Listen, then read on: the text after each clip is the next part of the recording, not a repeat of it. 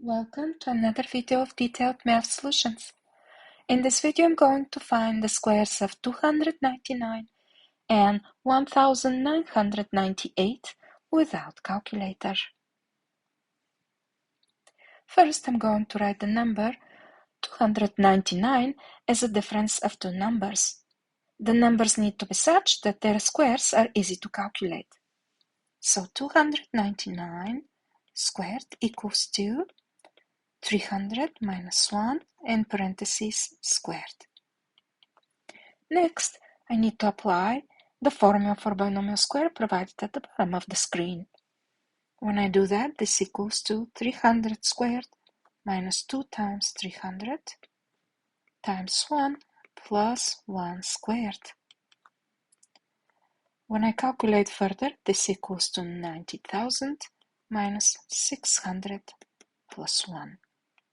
Or I get 89,400 plus 1, or 89,401 is the square of 299. Next, I need to find the square of 1998. To do that, I'm going to follow the same steps.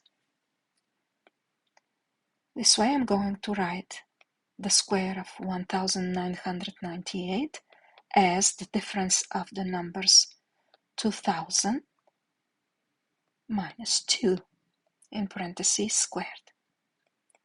And when I apply the formula for binomial square, this equals to 2000 squared minus 2 times 2000 times 2 plus 2 squared.